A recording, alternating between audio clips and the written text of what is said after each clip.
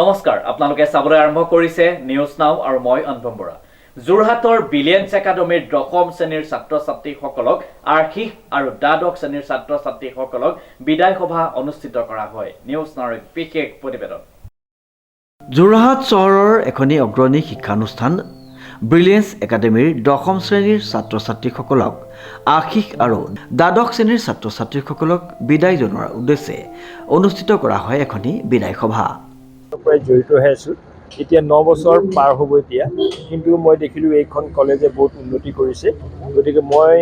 শিক্ষাৰ ক্ষেত্ৰত আৰু সকলো দিশৰ পৰাই এই কলেজখনে যি উন্নতি কৰিছে তাৰ বাবে মই মানস প্ৰতিম বৰদলৈক ধন্যবাদ জ্ঞাপন কৰোঁ সংখ্যাই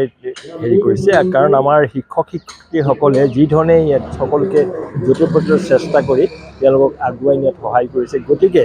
মই সকলো শিক্ষক শিক্ষয়িত্ৰীয়ে এই মোৰ ফালৰ পৰা তেওঁলোকক ধন্যবাদ জ্ঞাপন কৰোঁ। উল্লেখযোগ্য যে যোৰহাটৰ এখনি আগশাৰীৰ শিক্ষানুষ্ঠান ব্ৰিলিয়েন্স একাডেমীৰ উদ্যোগত অনুষ্ঠিত কৰা হয় বাৰ্ষিক খেল-ধেমালি খেল-ধেমালিৰ শেষৰ দিনা পুৰস্কাৰ বিতৰণ কৰাৰ লগতে এক বিশেষ অনুষ্ঠান অনুষ্ঠিত কৰা হয় দশম শ্ৰেণীৰ ছাত্ৰ-ছাত্ৰীসকলক আশীষ প্ৰদান আৰু দ্বাদশ শ্ৰেণীৰ ছাত্ৰ-ছাত্ৰীসকলক বিদায় জনোৱাৰ উদ্দেশ্যে এখনি বিদায় সভা অনুষ্ঠিত কৰা হয়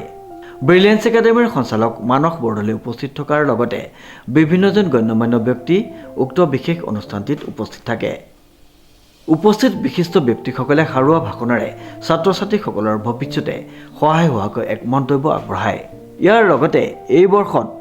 180 গৰাকী ছাত্ৰ-ছাত্ৰী উচ্চতৰ মাধ্যমিক চূড়ান্ত পৰীক্ষাত অৱতীৰ্ণ হ'ব বুলি জানিবলৈ দিয়ে আজি ব্ৰিলিয়েন্স একাডেমীৰ যি খেল-ধেমালি আয়োজন কৰিছিলে তাৰ আজি বঁটা বিতৰণী অনুষ্ঠানৰ লগতে আৰু ব্ৰিলিয়েন্স একাডেমীৰ যিখিনি 12ৰ ছাত্ৰ-ছাত্ৰীৰ বিদায়ী সভাখন আজি আয়োজন কৰা হৈছিলে আৰু এই বিদায়ী সভাখনত আমাৰ আজি উপস্থিত আছিলে চিত্ৰলেখা হাইস্কুলৰ প্ৰধান শিক্ষক প্ৰবীণ ৰাজখোৱা ছাৰ আৰু ব্ৰিলিয়েন্স একাডেমীৰ পৰিচালনা সমিতিৰ সভাপতি ৰাজা চক্ৰৱৰ্তী ছাৰ আৰু ব্ৰিলিয়েন্স একাডেমীৰ সমূহ শিক্ষক শিক্ষয়িত্ৰীবৃন্দ আৰু ছাত্ৰ-ছাত্ৰীসকল ব্ৰিলিয়েন্স একাডেমীয়ে এই বছৰ নৱম বাৰৰ বাবে ছাত্ৰ-ছাত্ৰীসকলে 12ৰ দ্বাদশ শ্ৰেণীৰ পৰীক্ষাত অৱতীৰ্ণ হ'ব আৰু এই বছৰ আমাৰ এপ্ৰক্স 200 ছাত্ৰ-ছাত্ৰীয়ে 200 ছাত্ৰ-ছাত্ৰীয়ে এই দ্বাদশ শ্ৰেণীৰ পৰীক্ষাত অৱতীৰ্ণ হ'ব সকলোকে আমি আশীষ প্ৰদান কৰিছোঁ আৰু যিসকল ছাত্ৰ-ছাত্ৰীয়ে এই বছৰ আমাৰ SSLC মেট্ৰিক পৰীক্ষাত তেওঁলোকে অৱতীৰ্ণ হ'ব সেইসকল ছাত্ৰ-ছাত্ৰীকো আমি আশীষ প্ৰদান কৰা এই অনুষ্ঠান আয়োজন কৰিছিলোঁ আৰু সকলোকে শুভেচ্ছা আৰু আমি শুভকামনা জনাইছোঁ তেওঁলোকৰ আগন্তুক পৰীক্ষাৰ কাৰণে অনুপম বৰাৰ ৰিপৰ্ট নিউজ নাও